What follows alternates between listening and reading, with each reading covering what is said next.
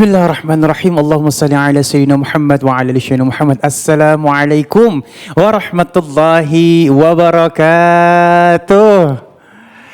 Masya Allah, alhamdulillahirrahmanirrahim. Di hari yang insya Allah penuh dengan nikmat kebersamaan ini, kembali lagi saya Ali Zainal menemani pemirsa di rumah di dalam cahaya hati Indonesia. Ya Allah, sedih banget ya. Tadi kita sudah lihat di awal cuplikan di mana Indonesia ini sebenarnya kaya akan perbedaan. Nah, yang bikin kita sedih jangan sampai perbedaan ini yang harusnya menjadi suatu kelebihan dimanfaatkan oleh beberapa orang untuk diadu domba, akhirnya jadi titik lemah Indonesia untuk menjadi perpecahan. Naudzubillah min zalik, jangan sampai ya. Dan itu adalah merupakan salah satu tema kita pada kesempatan kali ini, perbedaan menjaga keharmonisan, Masya Allah ya. Dan nanti tema yang kedua, warisan pembawa petaka. Ini dia nih ya, sampai akhir zaman yang namanya warisan ini kalau diolah dengan baik insya Allah akan jadi baik, namun sangat rentan sekali. Makanya kita kasih judul warisan pembawa petaka. Dan yang ketiga, hati-hati menomorduakan Allah. Aduh, hati-hati banget, jangan sampai nauzubillah min zalik ya. Dan seperti biasa nanti kita akan bertemu dengan guru-guru kita yang dimuliakan Allah Subhanahu wa taala. Nanti akan bersama kita Kiai Haji Fikri Haikal MZ, Masya Allah ya. Dan guru kita yang dimuliakan oleh Allah Subhanahu wa taala, Al Ustadz Abi Maki. Dan tentu saja nanti kita akan ada segmen khusus ngaji yuk bersama Ustadz Syam. Dan baik, kita akan membahas tema kita yang pertama tentang perbedaan menjaga keharmonisan bersama guru kita yang dimuliakan Allah Subhanahu wa taala, Kiai Haji Fikri Haikal MZ. Assalamualaikum Kiai. Waalaikumsalam warahmatullahi. Ya Allah Kiai, Indonesia ini sebenarnya udah anteng-anteng aja dari dulu ya. Dengan kekuatan Pancasila ya, akhirnya kita semua saling menghargai. Bahasanya asah asih asuh, saling nutupin ya semuanya ya. Dan Pancasila itu udah final. Nah, sudah konsensus dan sudah menjadi ketetapan MPRS bahwa ideologi kita Pancasila itu membingkai kemajemukan yang ada di Nusantara. Bener. Ya artinya kalau misalnya selama ini kita bisa terjaga keharmonisannya, sehingga mudah-mudahan Indonesia kedepannya juga bisa terjaga lagi. Itulah mestinya kedewasaan kita sebagai sebuah bangsa, kedewasaan kita sebagai rakyat, agar jangan mau dikotak-kotakan dan dikambing hitamkan terus, diadu domba terus. Aduh, apalagi udah ras ya Ustaz ya. Ya. Baik, guru mohon ilmunya. Guru ini penting banget buat kita semuanya. Silakan guru. Assalamualaikum warahmatullahi wabarakatuh. Waalaikumsalam warahmatullahi wabarakatuh. Bismillah walhamdulillah, salatu wassalamu ala rasulillah Sayyidina Muhammad ibn Abdullah wa ala alihi wa sahbihi wa mawalah, amma ba'du. Yang mulia para ulama, para kiai, para habaib, para asatiz dan asatizah, Bapak-bapak, ibu-ibu, saudara-saudara, para pemirsa di mana saja Anda berada. Alhamdulillah, berkat izin dari Allah hari ini kita dapat bertemu. Mudah-mudahan pertemuan kita hari ini Allah turunkan rahmah dan keberkahan buat kita semua. Islam sangat menghargai perbedaan. Karena memang Allah ciptakan perbedaan untuk saling melengkapi, bukan malah saling mencaci maki. Ketika peristiwa hijrah, baginda Nabi berhasil mempersatukan suku-suku yang ada di Madinah dengan orang-orang yang datang dari kota Mekah.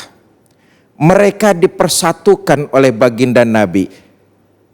Suku-suku asli di Madinah disebut kaum Ansor, sementara mereka yang datang dari kota Mekah disebut kaum Muhajirin. Dipersatukan dengan berbagai macam perbedaan. Dalam piagam Madinah, Islam juga memberikan kebebasan kepada orang lain agama untuk menjalankan model peribadatannya.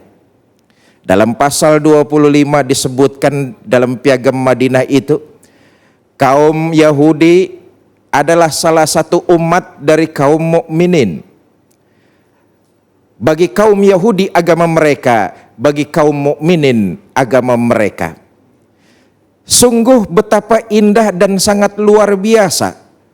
Mengedepankan toleransi, menjunjung hak asasi manusia dengan saling menghargai, tapi tetap terus mencari nilai-nilai persamaannya, bukan perbedaannya. Kita lihat sekarang, sebagai sebuah bangsa yang bernama Indonesia, kita ini terdiri dari berbagai macam suku, budaya, bahasa, dan agama. Kemajemukan yang ada hendaknya kita bisa bergandengan tangan saling memerlukan, bukan mementingkan dan mengedepankan kelompok maupun ambisi pribadi diri sendiri. Justru dengan adanya perbedaan saling membutuhkan agar tercipta dan terjalin kehidupan yang harmonis di atas bumi ini. Perbedaan yang ada hendaknya membuat kita bergandengan tangan, bukan malah saling menjatuhkan. Apalagi tadi saya katakan bahwa Indonesia, negara kita tercinta ini, sebentar akan memasuki pilkada serentak. Tentu terjadi pergolakan, di dalamnya terdapat perbedaan-perbedaan. Hendaknya perbedaan harus tetap saling dihargai, harus tetap saling menghormati. Cari yang terbaik, cari yang punya misi untuk mensejahterakan rakyat Indonesia. Soal pilihannya berbeda-beda, itu sudah sunatullah. Bahwa kita diciptakan memang tidak sama, iya. Saudara, kalau kita mau merenungkan begini, sesungguhnya yang bikin hidup kita ini jadi enak karena ada yang berbeda dari kita. Itulah yang bikin hidup kita jadi harmonis, jadi enak. Gampangnya, saudara tinggal di ibu kota yang sementara katanya bernama Jakarta. Konon kan akan pindah katanya. Saudara tinggal di ibu kota Jakarta. Apa saja yang ada di Jakarta ambil buat saudara. Jembatan Semanggi ambil buat saudara. Hotel Indonesia ambil buat saudara. Monumen Nasional Monas ambil buat saudara. Tapi saudara hidup di Jakarta sendirian, nggak ada orang lain, nggak enak. Yang bikin hidup ini jadi harmoni karena memang berbeda, tapi harus saling menghormati, harus saling menghargai, tidak memaksakan kehendak dalam perbedaan. Itu yang tidak boleh. Saudara-saudara kaum muslimin di mana saja Anda berada yang saya cintai. Karena itu kita umat Islam, khususnya rakyat Indonesia ini, sadarlah, berpikir dewasa menghadapi pilkada yang akan kita masuki sebentar lagi. Ayo kita dewasakan pola pikir kita bahwa ini cuma sekedar perbedaan pilihan. Jangan sampai kemudian itu berimbas kemana-mana. Masalahnya kan banyak juga di antara kita yang menganggap bahwa pilihan itu harga mati. Kalau yang dipilihnya tidak menang, lalu bikin model goro-goro, cari gara-gara. Ini namanya siap menang tapi nggak siap kalah. Padahal perbedaan itu saling menghormati, saling menghargai. Siap menang, ya siap kalah, tapi dengan kompetisi yang sportif. Itu yang terpenting. Bapak Ibu, saudara-saudara, para pemirsa yang saya cintai, sekali lagi perbedaan itu memang sudah sunatullah. Semua kita tinggal terima jadi.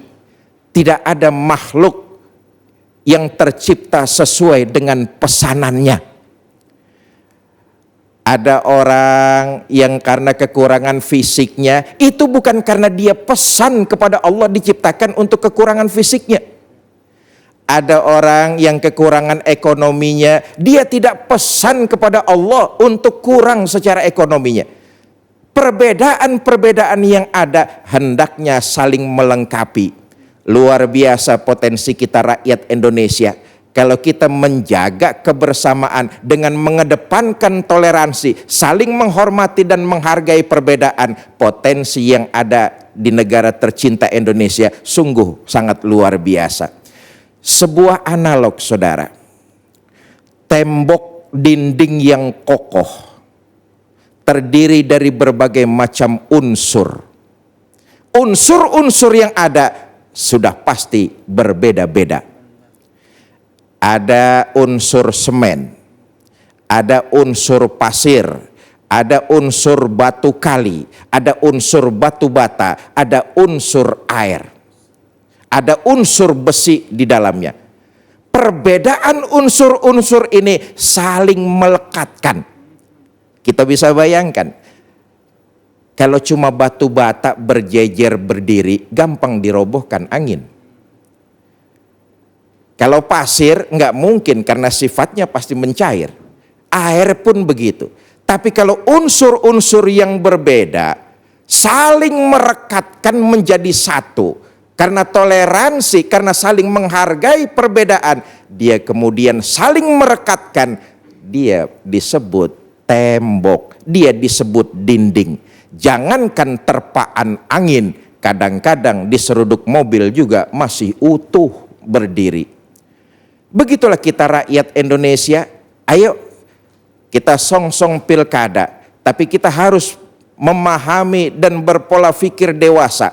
Perbedaan dalam soal-soal itu bukan perbedaan antara hidup dan mati. Walaupun kita berbeda, kita harus bisa saling menjaga keutuhan, menjaga kebersamaan, dan mengedepankan toleransi, saling menghormati dan saling menghargai. Bapak, Ibu, saudara-saudara, para pemirsa di mana saja yang saya cintai.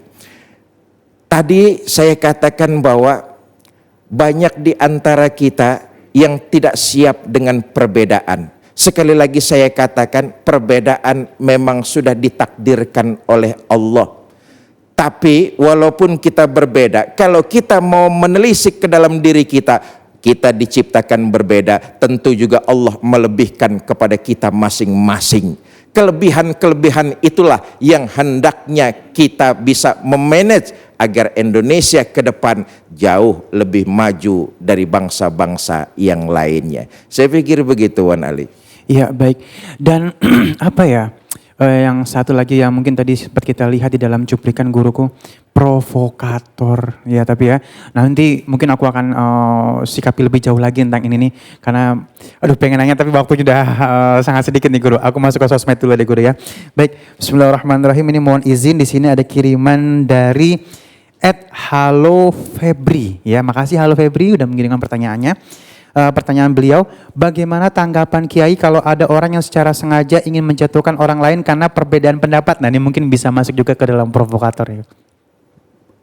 Saudara, diajarkan dalam Islam itu berdebat, adu argumen, tapi dengan cara-cara yang berakhlak. Di antara cara yang berakhlak itu bukan menjatuhkan lawan. Karenanya cara untuk menjatuhkan lawan itu cara yang tidak dibenarkan dalam agama Islam. Sekarang ini black campaign sering dipakai.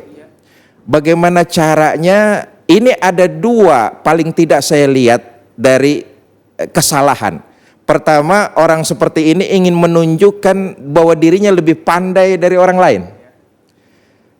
Dia secara tidak langsung, inilah sombongnya sifat manusia. Merasa diri lebih pandai dari orang yang dia serang. Yang kedua, tentu harga diri orang yang dia jatuhkan akan terasa sudah tidak punya apa-apa lagi. Karena dia jatuhkan di depan umum. Ini pun kesalahannya. Cuma masalahnya begini, Wan Ali. Kalau dia jatuhkan orang itu dengan kalimat-kalimat yang fakta, itu pun tidak boleh. Karena berdebatlah, berargumentasilah kamu dengan baik, dengan mengedepankan akhlak, jangan menjatuhkan orang. Karena menjatuhkan orang, bikin malu orang di depan umum, itu bukan perbuatan yang baik. Maka sekali lagi, berdebatlah dengan baik, jangan sampai menjatuhkan orang dengan kabar-kabar black campaign. Namanya kabar, namanya pendapat, namanya omongan. Kalau seseorang menyerang orang lain dalam perdebatan, isi materinya misalnya itu fakta, itu ghibah. Tapi kalau serangannya itu berupa katanya, bukan fakta, itu fitnah. Dua-duanya jelek. Begitulah Islam mengatur dalam adu argumentasi. Karena itu di tengah pandemi seperti sekarang, saya senang bahwa adu argumentasi itu virtual tapi dengan cara yang sehat. Bukan saling menjatuhkan, tapi saling tuker ide gagasan. Yang paling bagus membawa kesejahteraan dan kepentingan rakyat, tentu itu yang kita pilih. Wallahu a'lam bishawab. Masya Allah, terima kasih guruku ilmunya tuh ya. Udah jelas banget semuanya. Tinggal kembali lagi kita rapatkan barisan ya, saling cinta mencintai ya. Baik, dan ini seru banget. Kenapa? Karena ini akan jadi permasalahan kita sampai akhir zaman nanti. Kenapa? Karena kita akan membahas tentang warisan pembawa petaka bersama guru kita Al Ustadz Abi Maki. Jangan kemana-mana, tetap bersama kami di Cahaya Hati Indonesia.